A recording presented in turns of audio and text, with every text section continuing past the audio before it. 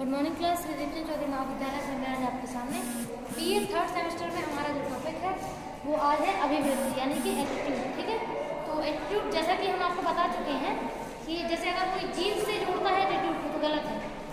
अगर हम स्वभाव की बात कर रहे हैं तो स्वभाव होता है जेनेटिक। ठीक है, जब कोई ऐसा व्यवहार जो व्यक्ति के जन्म से उसे मिला हुआ है जिसे वो बदल नहीं सकता वो होता है उसका स्वभाव यानी कि उसका नेचर। ठीक है, लेकिन जब पैदा होने के बाद बच्चा ये सीखता है कि उसे किससे कैसे क्या क्या बात करनी है, किस तरीके से उसे व्यवहार करना है, तो वही व्यवहार उसका एटीट्यूड निर्माण करता है, उसकी अभिवृत्ति को बनाता है। ठीक है, एटीट्यूड निर्माण जब करता है व्यक्ति तो उसमें कुछ डेफिनेशन है। पहली है सिकर्ड और बैकमैन की।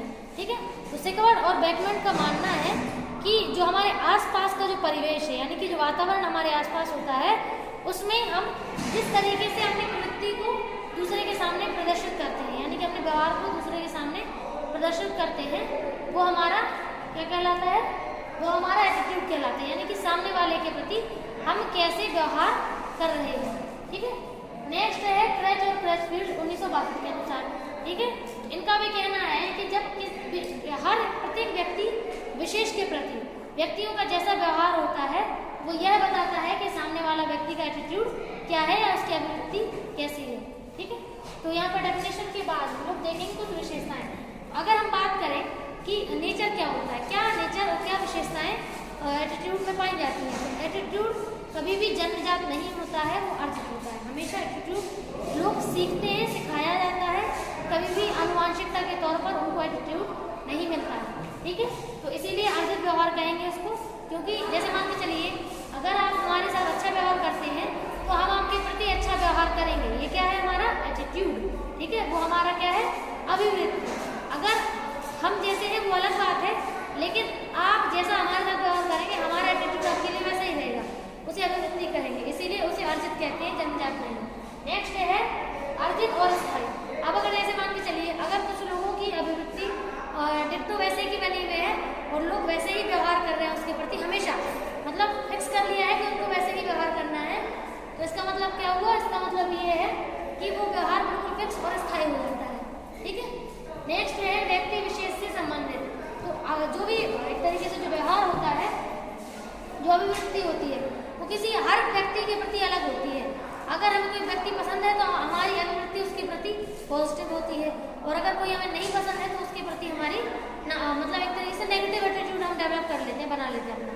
ठीक है, नेक्स्ट है अभिप्रेरणात्मक। हमारा जो एटीट्यूड है वो मोटिवेटेड भी होता है, सामने वाला व्यक्ति किस फॉर्म में कैसे हमारे प्रति अपनी क्रिया कर रहा है, अपना बिहेवियर प्रेजेंट कर रहा है, ये चीज़ भी डिसाइड करती है कि हमारा व्यवहार उसके प्रति कैसा होगा। अगर सामने वाला हमें नेगेटिवली मोटिवेट कर रहा है एटीट्यूड प्रेजेंट करने के लिए तो हम नेगेटिव एटीट्यूड प्रेजेंट करते हैं, और अगर वो पॉजिटिव एटीट्यूड प्रेजेंट करे तो हमारा एटीट्यूड कैसा होता है, पॉजिटिव। नेक्स्ट है हमारा मानसिक अभिप्रेरणा और भावात्मक। भावात्मक मतलब आप जानते हो एटीट्यूड हमेशा इमोशन से कनेक्ट होता है, जो इमोशन हमारे होते हैं उसी इमोशन के फॉर्म में हमारा एटीट्यूड बनता है। अगर हम पॉजिटिव, जैसे मान लीजिए सामने वाला पर्सन आपके प्रति पॉजिटिव इमोशन दिखा रहा है तो आपका उसके प्रति पॉजिटिव एटीट्यूड बनता है, तो यहाँ पे इमोशन का भी रोल बहुत ही इंपॉर्टेंट प्ले होता है। ठीक है, नेक्स्ट है मानसिक अवस्थाएं। ठीक है, तो ये एक मानसिक अवस्था मेंटल स्टेज है जिसमें हम किसी पर्सन व्यक्ति विशेष के प्रति अपना एक बिहेवियर फिक्स कर लेते हैं कि हमें इसके प्रति ऐसा बिहेवियर देना है। नेक्स्ट है घटक। घटक मतलब फैक्टर। तो घटक की अगर हम बात करें तो 3 घटक है इसमें। पहला है संज्ञानात्मक, दूसरा है भाव कारक और तीसरा है आपका क्रिया। तो संज्ञानात्मक मतलब कॉग्निशन से जुड़ा, मतलब हम देखते हैं कि यहाँ में अगर फायदा है तो हम उस फॉर्म में बिहेवियर प्रेजेंट करेंगे, अगर हमें नुकसान है तो हम उस फॉर्म में बिहेवियर प्रेजेंट करेंगे। तो यहाँ हमने कॉग्निशन का पूरा यूज किया है और कॉग्निशन यूज करने के बाद हमने अपने एटीट्यूड का निर्माण किया फायदा और नुकसान देख करके। ठीक है, नेक्स्ट है भाव। भाव मतलब इमोशन। अगर हम वहाँ पे कॉग्निशन का यूज ना करें और हम केवल अपना इमोशन को लेकर के अपना एटीट्यूड का निर्माण करते हैं, अगर हमारे इमोशन हर्ट हुए हैं तो हमारा एटीट्यूड नेगेटिव बनेगा, अगर हमारे इमोशन बहुत ही पॉजिटिव है तो हमारा एटीट्यूड पॉजिटिव बनेगा। तो ये भाव को देख करके भी होता है, अगर सामने वाला पर्सन जिस फॉर्म में आपके प्रति भाव प्रेजेंट करता है उसी फॉर्म में आपका एटीट्यूड बनता है। लास्ट है क्रिया। क्रिया मतलब वो आपके प्रति एक्टिविटी कैसी है, जिस आपका एटीट्यूड भी उसके प्रति वैसा ही होता है। ठीक है, अगर एटीट्यूड आपका जैसे मान के चलिए अगर उसने एक्शन आपको बहुत ही पॉजिटिव किया है तो आपका जो रिएक्शन होगा वो पॉजिटिव एटीट्यूड के फॉर्म में होगा।